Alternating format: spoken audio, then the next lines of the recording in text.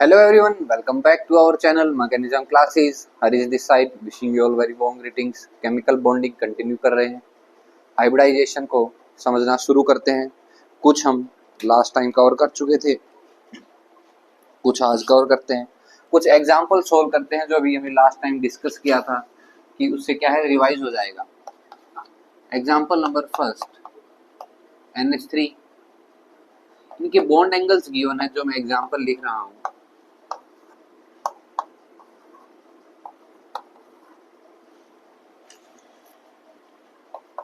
BiH3 PF3 H2O CO2. NH3 का bond angle given है 107.5 degree, BH3 का 90 degree, PF3 का 102 डिग्री, H2O का 104.5 degree and CO2 is 180 degree. Bond angles given है. हमें क्या बताना है? हमें पता करना है कि हाइब्रिडाइजेशन आइडियल है या नॉन आइडियल.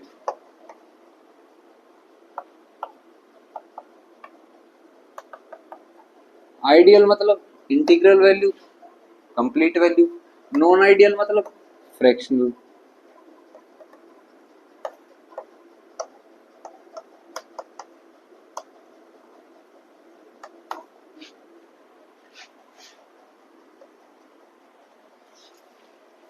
तो एग्जांपल्स को सोल्व करना शुरू करते हैं.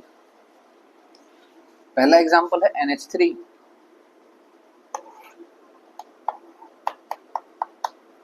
NH3 एक लोन पेयर प्रेजेंट होता है. अच्छा, cos theta is equal to -1 upon i. मैं लिख सकता हूँ क्या? ये यहाँ पर आई क्या था? आई था इंडेक्स नंबर, डायरेक्शनल इंडेक्स इसका दूसरा नाम है. फटाफट से cos थीटा कितना गिवन है? 107.5 इज इक्वल टू -1 अपॉन आई.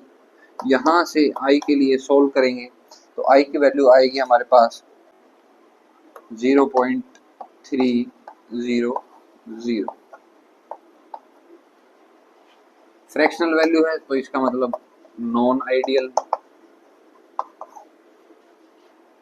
क्या याद रखने की बात थी जो हमने कल समझा था? cos theta is equal to -1 upon i. अच्छा, इसी से रिलेटेड क्या आप मुझे बता सकते हो कि परसेंटेज एस करेक्टर का फॉर्मूला क्या था? क्या लिख दूं मैं? cos theta upon cos theta -1 into 100. इसका डेरिवेशन भी हम समझ चुके हैं, कोई दिक्कत. तीसरी बात क्या समझी थी हमने? P upon S is equal to I. और इससे हमने क्या समझा था कि P परसेंटेज निकालने जाऊं तो वो किसके बराबर होगा? 100 माइनस परसेंटेज S. ठीक है, इतनी बात. तो दूसरा एग्जांपल 90 डिग्री याद करना किसमें समझा था हमने? ड्रैगो कंपाउंड्स के लिए, जहां पर अप्रोक्स एंगल 90 डिग्री गिवन था. तो इसका मतलब हाइब्रिडाइजेशन कितनी थी? एक्चुअली हाइब्रिडाइजेशन ड्रैगो कंपाउंड्स के लिए थी ही नहीं. नो हाइब्रिडाइजेशन, क्योंकि थीटा 90 डिग्री है तो आई कितना आ रहा था हमारे पास? इन्फिनिटी. अब infinity minus plus that's okay, but infinity आ रहा है आई की वैल्यू. ठीक है, इतनी बात. PF3 102 degree, H2 104.5, CO2 180. CO2 का स्ट्रक्चर ऐसे है क्या? कोई दिक्कत? एंगल कितना होता है? 180 डिग्री. तो मेरे इन एग्जाम्पल का लिखाने का मतलब ये नहीं था कि मैं cos थीटा वैल्यू करके आइडियल नॉन आइडियल बता दूं. That's the different point.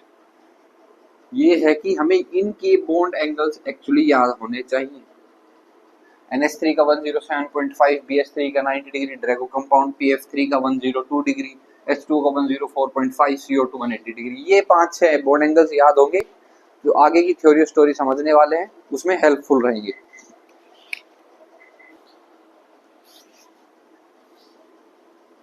Now let's move to our today's theory and story. क्या समझ रहे थे हम? Calculation of percentage S character in bonds. इसी से रिलेटेड मैंने कल एक ट्रिक बताई थी क्वेश्चन सॉल्व करते टाइम। क्या, इधर लिख देता हूं, percentage s directly proportional to bond angle directly proportional to electronegativity. ये परसेंटेज एस करेक्टर किसकी बात कर रहे हैं? बॉन्ड्स के अंदर जो परसेंटेज एस करेक्टर है। अच्छा, बॉन्ड्स के अंदर जो परसेंटेज एस करेक्टर है उसका मतलब समझते हैं अभी। क्या समझ रहे हैं? Calculation of percentage S character in bonds. पहली बात, ये हमारा मॉलिक्यूल है AB2, थीटा V1 है। तो मैं यहाँ पे परसेंटेज एस करेक्टर लिख सकता हूँ क्या? Percentage s is equal to cos theta upon cos theta -1 into 100। कोई दिक्कत यहाँ तक? कोई दिक्कत नहीं।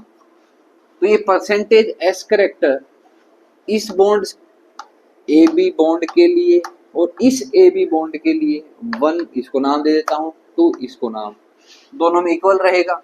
Same molecule, sorry same atom attached है। अच्छा, इसी बात को देखना एक बार जरा यहाँ पे,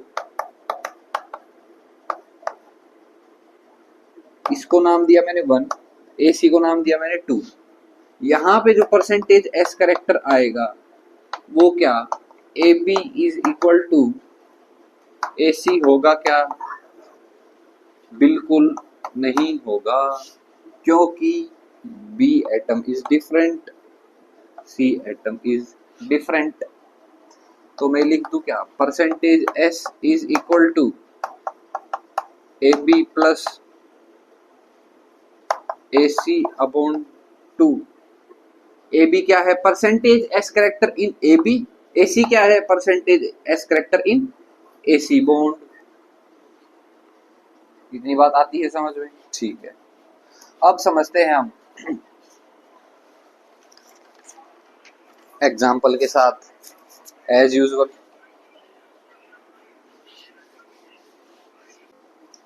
एग्जाम्पल फर्स्ट, CH4। तो CH4 को मैं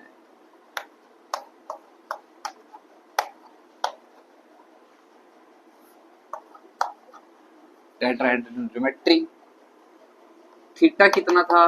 109.5 आइडियल sp3 के लिए। बॉन्ड्स में परसेंटेज एस करेक्टर में निकालने जाऊं, देखना एक बार सारे बॉन्ड CH बॉन्ड है क्या? बिल्कुल है। तो परसेंटेज एस करेक्टर निकालते हैं पहले। कोस 109.5 अपॉन कोस 109.5 -1 इंटू 100। सॉल्व करना, इसे सॉल्व कर कर आएगा 0.333 अपॉन 1.333 इंटू 100। पॉइंट से पॉइंट कैंसिल, इसकी वैल्यू आएगी अप्रोक्स 25%। ये एस करेक्टर किसके अंदर आया? इस मॉलिक्यूल के अंदर एस करेक्टर कितना है? बॉन्ड कितने हैं? 1, 2, 3 और 4। 25% कितना आया? Percentage S character. Percentage P निकालने जाऊं मैं तो लिख दूं क्या? 100 माइनस 25, 75%। सिंपल है क्या चीजें? ठीक है। नेक्स्ट एग्जांपल, अब लोन पेयर भी इंक्लूड करते हैं, वहां से नई बात समझने को मिलेगी। एग्जाम्पल देखना, लोन पेयर का सबसे बेसिक एग्जाम्पल H2 ले लेते हैं।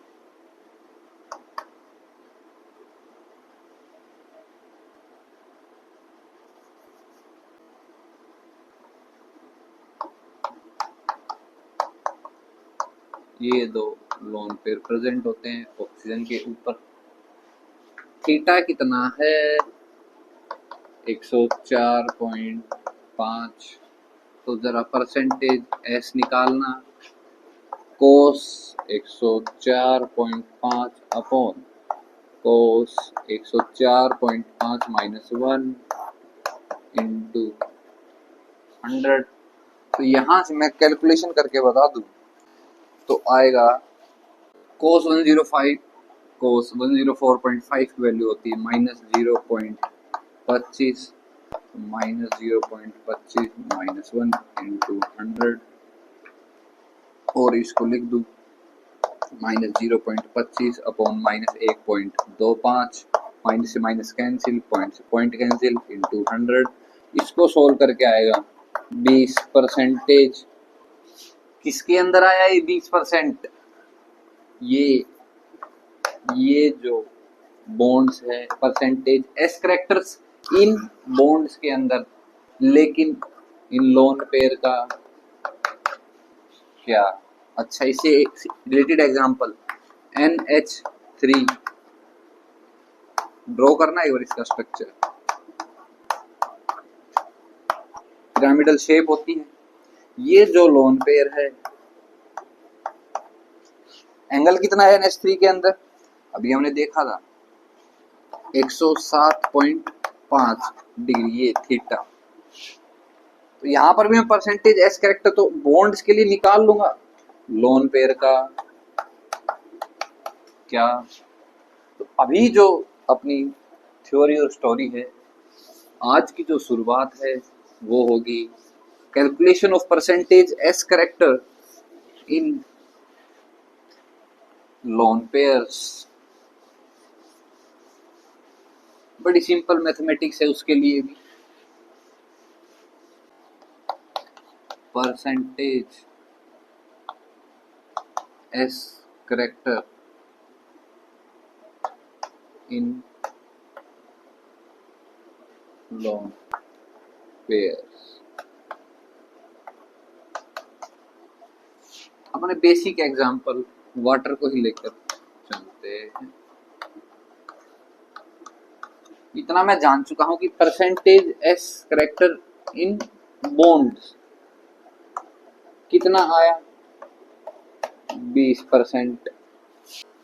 तो लिख दूं क्या? Percentage S in both bonds 20 गुणा 2 कितना हो गया? 40%। कोई दिक्कत यहां तक? अच्छा, अब देखना जरा, परसेंटेज एस कैरेक्टर 40% आया है, अभी होना कितना चाहिए? 100। अच्छा, मैंने जब CH4 करवाया था टेट्राहेड्रल शेप के लिए, इसके अंदर एक का आ रहा था 25% एस कैरेक्टर। अभी हमने देखा ना पीछे, 4 के लिए कितना आया? 100%। मतलब खेल पूरा है। लोन पेयर है क्या? होता तो यहां पर भी 100% नहीं आता, लेकिन जैसे ही आया लोन पेयर, देखो सबसे पहले तो आपने सोचा होगा कि percentage S character lone pair में कैसे जा सकता है। भाई ऐसे जा सकता है, एस कैरेक्टर बॉन्ड में निकाला हमने 20%, 2 का भी लेके चलू तो भी 40 आ रहा है, होना चाहिए 100। मतलब कुछ ना कुछ कमी है, वो कमी लोन पेयर्स के कारण ही है। अब जरा देखना, percentage S character in lone pair को मैं कैसे लिख सकता हूं?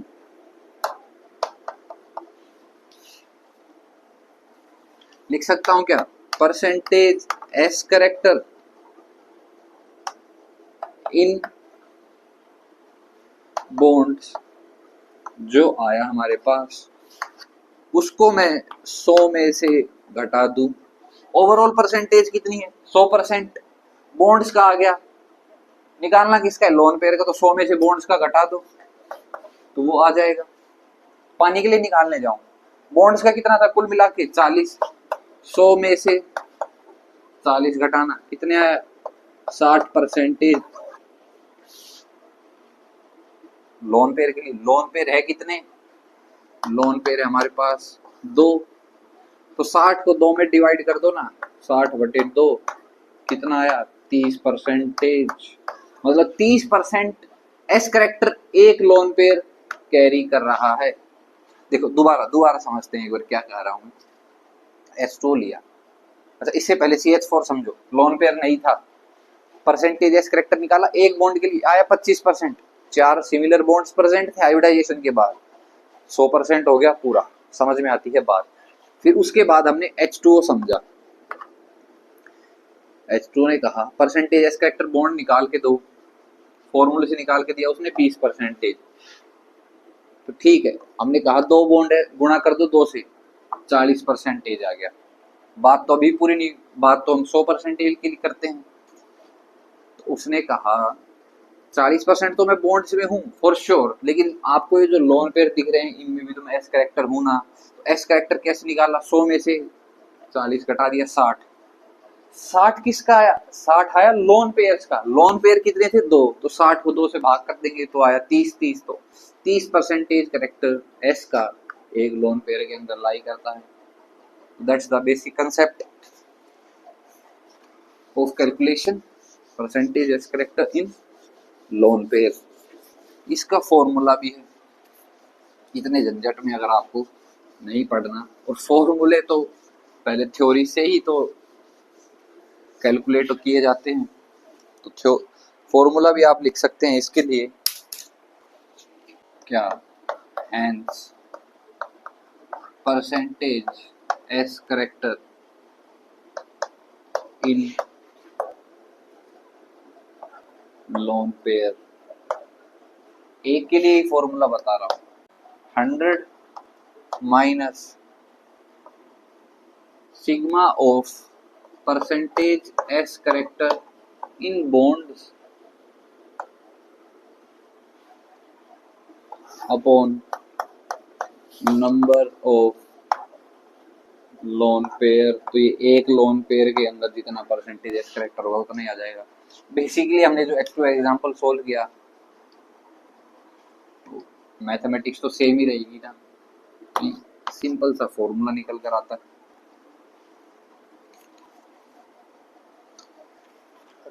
एक एग्जांपल और देखते हैं, केस नंबर 2 भी आप उसे कह सकते हैं, ये फॉर्मूला भी आप समझ गए हैं।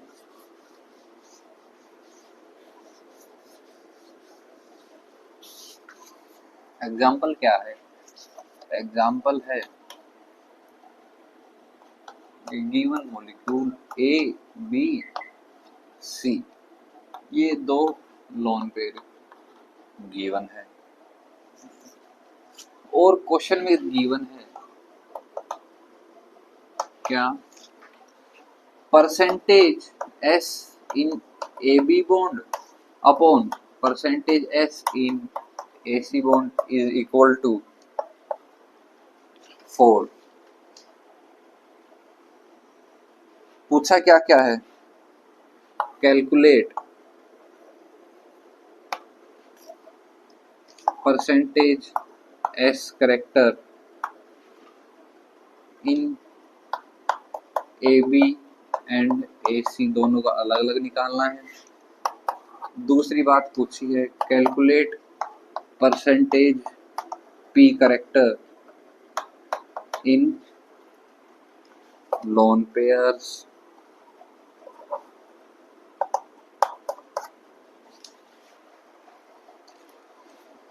और थीटा गिवन है,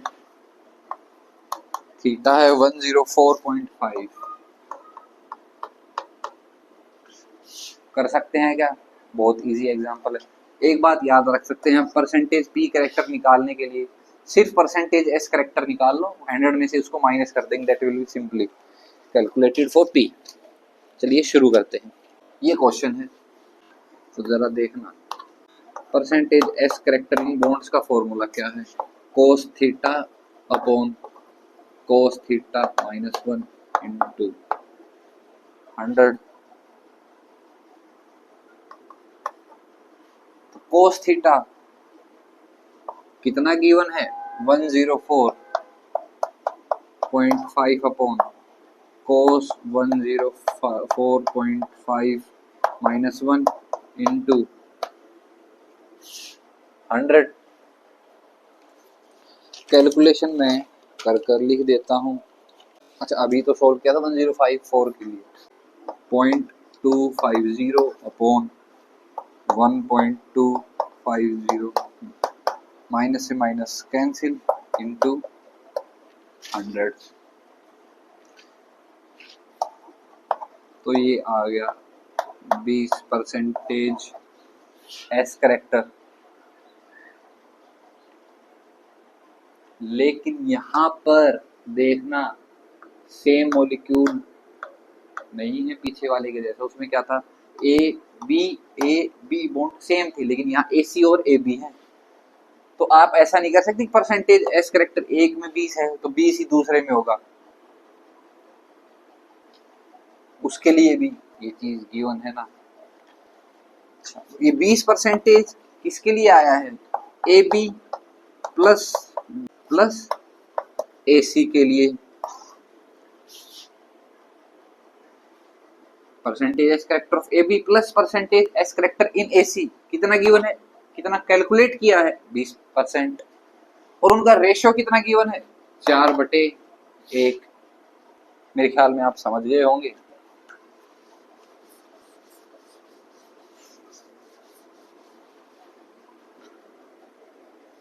ए बी को मैं लिख लेता हूं ए, और ए सी को लिख लेता हूं बी। अच्छा, तो देखना मैंने क्या किया यहाँ पे। ए बी को मैंने ए लिख दिया, ए सी को मैंने लिख दिया बी। तो ए इज इक्वल टू 4 भी लिख सकता हूँ क्या? बिल्कुल लिख सकता हूँ। अब हमारे पास क्या आया था? Percentage S character in A B plus percentage S character in A C कितना आया था? 20%। क्या ये चीज हमने सही लिखी? यहाँ तक हमने बिल्कुल सही लिखा है। जरा ध्यान करना, पीछे हम समझ रहे थे जब बॉन्ड अलग अलग हो, एटम अलग अलग हो, बॉन्ड लेंथ अलग अलग होगी। तो ए बी को मैंने क्या नाम दिया? A plus B is equal to 20। लेकिन यहाँ पर 2 भी से तो डिवाइड करना पड़ेगा, 2 बॉन्ड है। तो कुल मिला के मैं ये कहना चाह रहा हूँ 20 इंटू 2, तो ए प्लस बी हमारे पास कितना होगा? 40। ध्यान करना, ये बात हम पीछे अभी कर आए। यहाँ पर इसको सिर्फ एज इट इज मत छोड़ देना। बॉन्ड 2 है, एक के लिए आया 20, तो 2 के लिए कितना आना चाहिए? 40। सिंपली इतनी बात है बस। a plus b 40, a is equal to 4b। Put करना इसमें a की जगह 4b। 4b plus b is equal to 40, तो 5b is equal to 40। b की वैल्यू आ गई हमारे पास 8%। 8% आया b के लिए। b किसको माना था हमने? AC को। तो AC में आया 8%। 40 में से घटा दे 8, 32%। ऑब्वियसली बचा हुआ किस में से घटाएंगे? टोटल कितना था? 40। भाई बी यहाँ पुट कर दो ना, बी उधर जाके माइनस का, तो ए कितना आया? 32%। ये एस करेक्टर आए हैं। पहला क्वेश्चन जो पूछा था, क्या पूछा था? Calculate percentage S character in A B. 8 A B में, सॉरी 32, ए सी में 8 आ गया पहला क्वेश्चन। दूसरा question percentage p character in lone pair. ध्यान क्या रखना था यहाँ पे? ए प्लस बी 20 आ रहा था, लेकिन बॉन्ड 2 थे, तो a plus B is equal to 20 into 2 होगा बस। तो percentage s and percentage p character in lone pair निकालने के लिए देखना जरा। परसेंटेज एस मैं निकाल लूँ पहले क्या लोन पेयर के लिए। तो 100 माइनस 40 किसका था, बॉन्ड पेयर का percentage S character. Lone pair कितने हैं, 2 से डिवाइड कर दिया तो कितना आया 100 minus 40, 60/2 is equal to 30 percentage S character आया है। लोन पेयर के लिए पूछा क्या था, percentage p character in lone pair. भाई सिंपल, 100 में से 30 घटा दो तो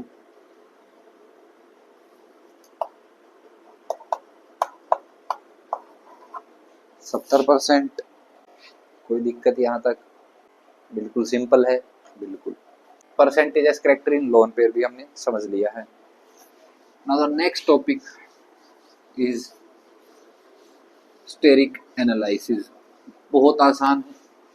अभी हम ऑर्बिटल एनालिसिस जस्ट खत्म करने वाले हैं। एक्चुअली हो भी गया है, लोन पेयर तक ही था। हाँ, ऑर्बिटल एनालिसिस खत्म कर दिया है। अब हम समझ लेते हैं क्या, स्टेरिक एनालिसिस। 3 थे ना भाई टोटल हाइब्रिडाइजेशन को समझने के तरीके, orbital analysis, steric analysis and third क्या था, एनर्जेटिक एनालिसिस। देखना, स्टेरिक एनालिसिस, स्टेरिक वर्ड आया है स्ट्रेन से। स्ट्रेन का मतलब धक्का मुक्की, आप समझ सकते हैं। और बात करूं घुमा फिरा के, रिपल्शन भी हम इसे समझ सकते हैं।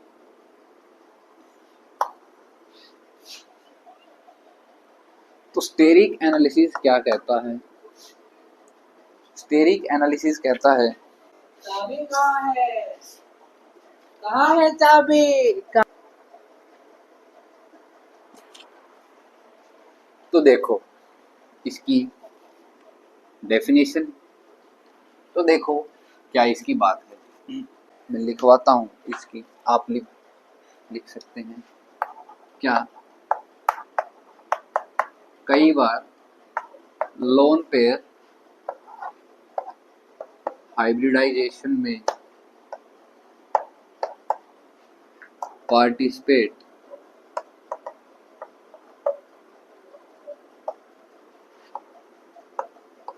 कर लेता है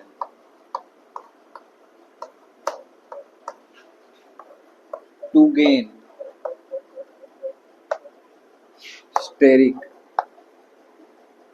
स्टेबलाइजेशन।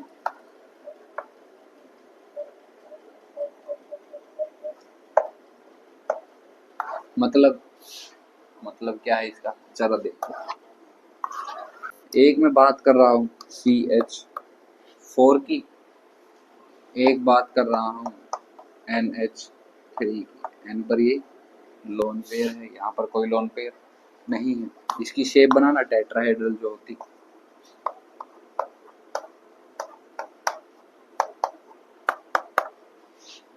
कार्बन की इलेक्ट्रॉनिक कॉन्फ़िगरेशन करो, 1s2 2s2 2p2। ठीक है भाई। अब देखो S में 2 इलेक्ट्रॉन, S में 2 इलेक्ट्रॉन, P में 2 इलेक्ट्रॉन। एक इलेक्ट्रॉन को उठाकर फेंका, P के अंदर तो 4 अनपेयर्ड इलेक्ट्रॉन, 4 बॉन्डिंग CH4 बनेगा, लेकिन हाइब्रिड ऑर्बिटल फॉर्म करके ये इसने हाइब्रिड ऑर्बिटल फॉर्म किया, जिसको हमने नाम दिया sp3। एक s का है और बाकी बचे 3 p के हैं। इतनी बात देखना यहाँ तक। अब NH3 की बात करते हैं। NH3 की इलेक्ट्रॉनिक कॉन्फ़िगरेशन लिख दो क्या डायरेक्ट में, ग्राउंड स्टेट। पहले से ही 3 अनपेयर्ड इलेक्ट्रॉन प्रेजेंट है, H यहाँ पर जोड़ दे। हाइब्रिडाइजेशन की जरूरत पड़ी नहीं पड़ी, लेकिन ये लोन पेयर जो बच गया s ऑर्बिटल का, ये हाइब्रिडाइजेशन में पार्टिसिपेट करता है। ये भी हाइब्रिड मॉलिक्यूल फॉर्म करता है। यहाँ पर भी sp3 हाइब्रिडाइजेशन है, किसके बावजूद? जरूरत नहीं थी उसके बावजूद भी। ऐसा क्यों हुआ? To gain steric stabilization.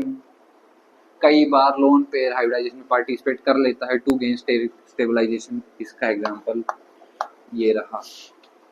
अभी इतनी दो बात याद रखो। अब एक बात और समझाता हूं मैं, अब उससे और डिफरेंशिएट करना आप।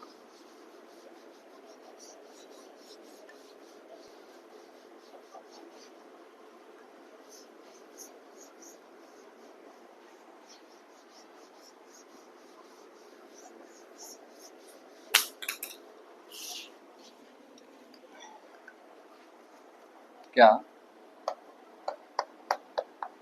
NH3 sp3 हाइब्रिडाइज्ड है।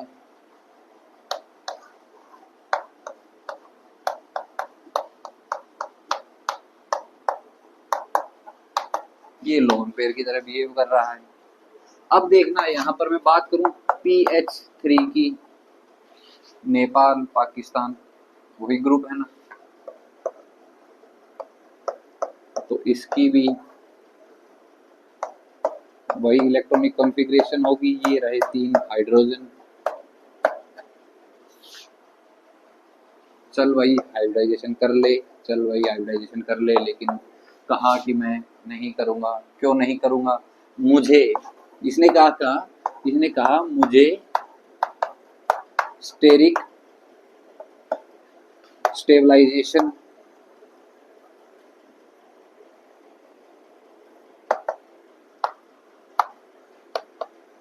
की जरूरत नहीं है। भाई क्यों नहीं है तेरे को स्टेरिक स्टेबलाइजेशन की जरूरत? कारण तो बता दे एक बार। कारण पता है इसने क्या बताया? इसने कहा कि मेरा साइज पहले ही बड़ा है, थर्ड पीरियड का एलिमेंट 2 एच जो आप जोड़ रहे हो वो छोटे साइज का है। मुझे किसका रिपल्सन होगा भाई? देखो NH3 का साइज देखना एक बार, ये N का साइज है तो ये H का साइज है, ज्यादा साइज मिसमैच नहीं है। लेकिन PH3 की बात करें, ये रहा P का साइज, ये रहा H का size. That is the basic difference between NH3 and PH3। तो लोन पेयर अब किसको स्टेबलाइज करेगा? कहाँ स्टेरिक स्टेबलाइजेशन ला पाएगा? जरूरत ही नहीं है, वो पहले से इतना बड़ा साइज है, उसमें कहाँ रिपल्शन होगी, कहाँ उसमें स्ट्रेन फॉर्म होगा इन बॉन्ड्स के बीच में। That's why this lone pair does not go for hybridization. लेकिन लोन पेयर है कि नहीं है, उसके ऑर्बिटल में 2 इलेक्ट्रॉन तो प्रेजेंट है। तो भाई लोन पेयर इसमें भी है उसमें भी है, तो दोनों में फर्क क्या हुआ? दोनों में फर्क पता है क्या हुआ? दोनों में फर्क है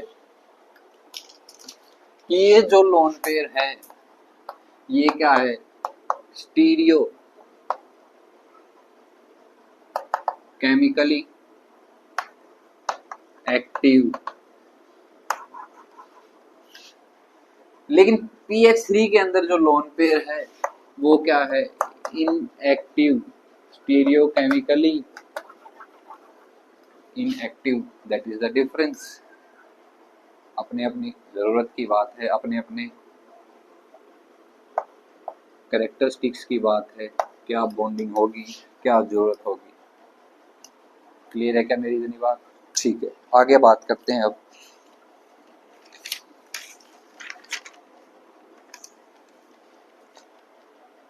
तो यहां पर क्या देखा हमने? इसको मैं NH3 को रब कर देता हूं।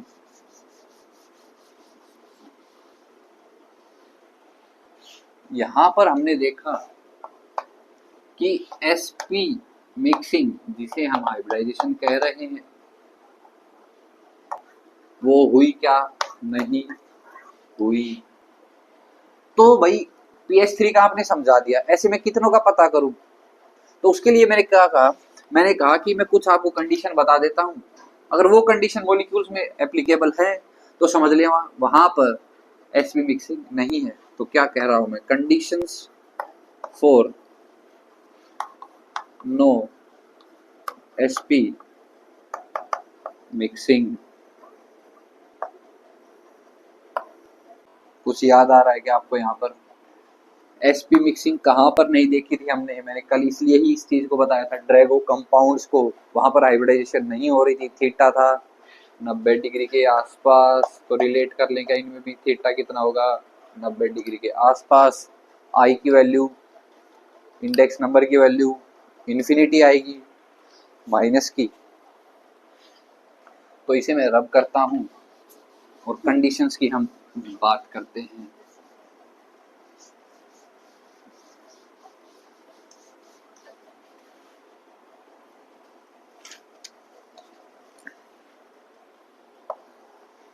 पहली बात, मैं एसपी मिक्सिंग नहीं करूंगा जब पहली बात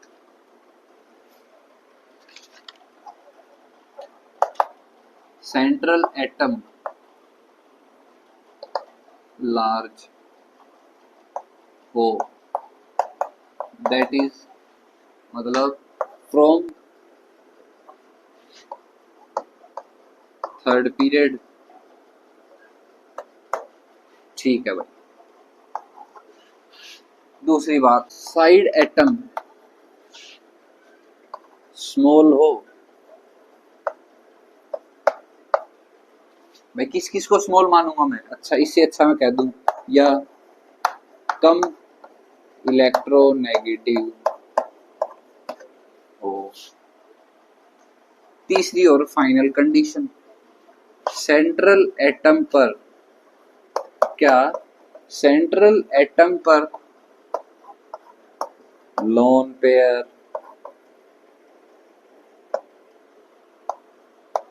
होना चाहिए, whether it will be stereochemically active or inactive, that's the different opinion, but उसी कंडीशन में क्या कहा, कंडीशन में कहा कि सेंट्रल एटम पर लोन पेयर होना चाहिए। दूसरी कंडीशन, साइड एटम स्मॉल हो या कम इलेक्ट्रोनेगेटिव हो। पहली कंडीशन, सेंट्रल एटम लार्ज हो, that is from third period. तो ड्रैगो कंपाउंड्स के मैं सारे ही एग्जांपल लिखवा देता हूँ, मेन जो होते हैं।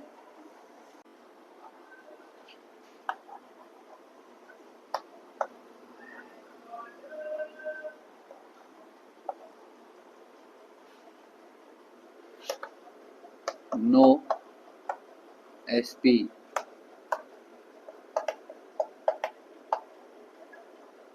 मिक्सिंग, देखना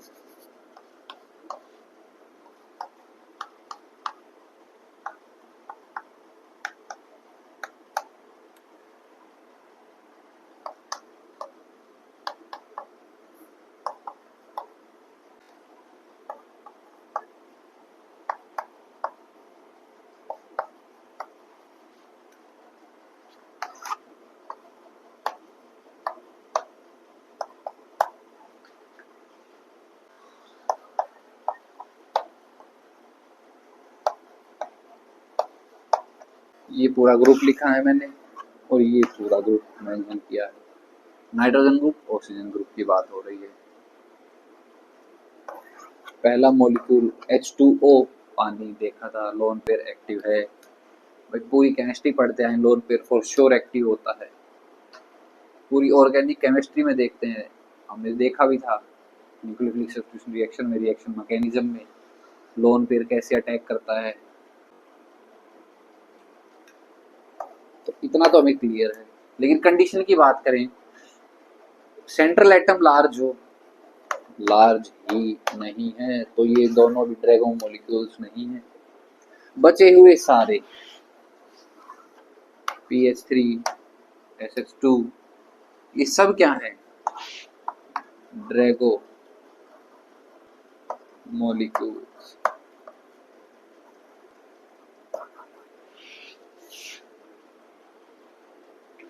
क्या बात याद रखनी है, एंगल कितना होता है, approx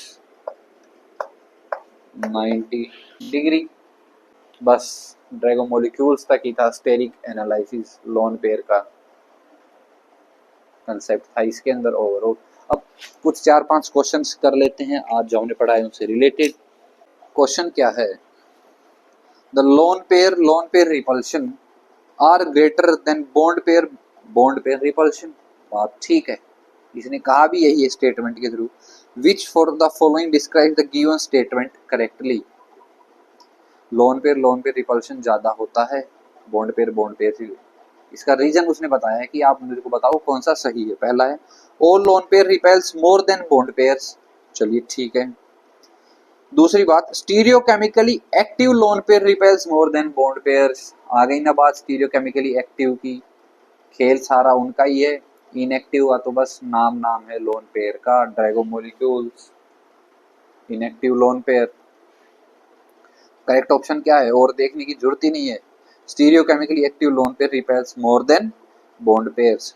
next question, geometry and shape for some molecules are different due to presence of different side atoms, ठीक है, प्रेजेंस ऑफ अनहाइब्रिड ऑर्बिटल्स, ये तो गलत गलत गलत।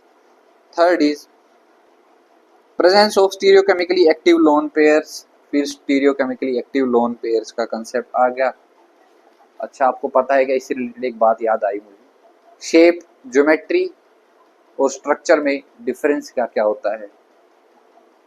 जब ज्योमेट्री एंड शेप्स टॉपिक आएगा वहां पर हम तीनों का डिफरेंस देखेंगे। आइडिया दे देता हूं आपको, स्ट्रक्चर में क्या होता है, बस लोन पेयर और बॉन्ड पेयर ड्रॉ कर देने हैं, कैसे भी ड्रॉ करो, कोई शेप की जरूरत नहीं है। शेप क्या होता है, शेप होता है मॉलिक्यूल का आधार कार्ड। आधार कार्ड देखे हैं ना हमने कि मतलब पहचान में नहीं आता, भूत जैसे, तो इससे याद रख सकते हैं कि शेप में होता है सिर्फ बॉन्ड पेयर, लोन पेयर को काउंट नहीं करते। पहले सबसे स्ट्रक्चर,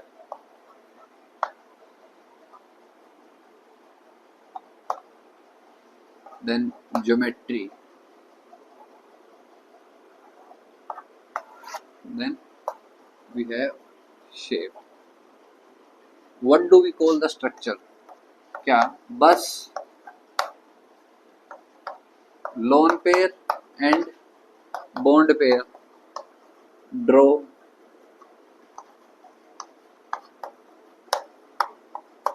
कर देने हैं, no matter for any specific position. Example देखना, NH3,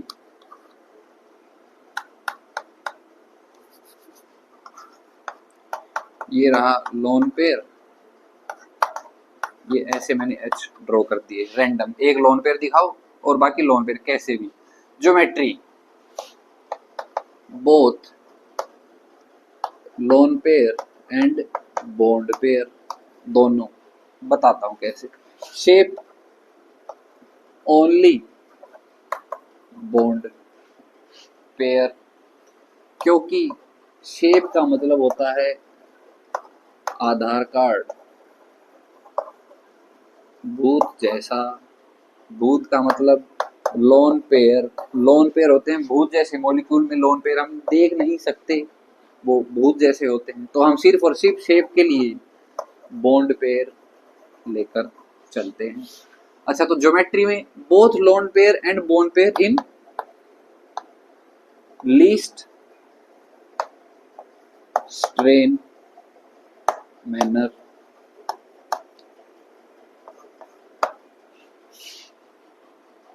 ये डिफरेंस है स्ट्रक्चर, ज्योमेट्री और शेप के अंदर। ज्योमेट्री और शेप्स पूरा एक अच्छा टॉपिक है, हर क्वेश्चन में, हर एग्जाम में उसका क्वेश्चन देखने को मिल जाता है। That we will discuss more precisely in upcoming lectures. तो नेक्स्ट क्वेश्चन क्या है, NH3 एंड ASH3। NH3 क्या है, जिसमें लोन पेयर स्टीरियोकेमिकली एक्टिव है, तो मतलब शेप के अंदर उसका रोल होगा, होगा कि नहीं होगा, बिल्कुल होगा। क्या पूछ रहा है, NH3 and ASH3 both are pyramidal, उसने कहा है बोथ पिरामिडल है, तो दिमाग मत लगाइए कैसे पिरामिडल है, उसने बोला है तो मान लेने का। Due to 3 bond pair and 1 lone pair respectively, 3 bond pair and 1 lone pair, 3 bond pair NH3 के लिए बोल रहा है, 1 लोन पेयर ASH3 के लिए, बिल्कुल गलत। NH3 पर क्या है, लोन पेयर जो कि एक्टिव है, AS3 पर, ASH3 पर लोन पेयर स्टीरियोकेमिकली इनएक्टिव। दूसरा ऑप्शन देखते हैं, 3 bond pair and 3 bond pair respectively, ये भी गलत। 3 bond pair comma 1 lone pair, this is for NH3, क्या 3 bond pair and 1 lone pair and 3 bond pair for ASH3, that is our correct option. मेरी बात clear है क्या? ठीक है. Next option, next question, which of the following statement is correct? NH3 is better Lewis base than PH3. NH3 is weaker Lewis base than PH3. NH3 and NH3 have almost similar basicity. D cannot be predicted. Obviously जिसका होगा stereochemically active lone pair वो होगा ज्यादा basic strength, but जिसका जितना ज्यादा active वो तेजी से H पॉजिटिव को उठाएगा. बिल्कुल सही है क्या बात? तो NH3 is better Lewis base than PH3.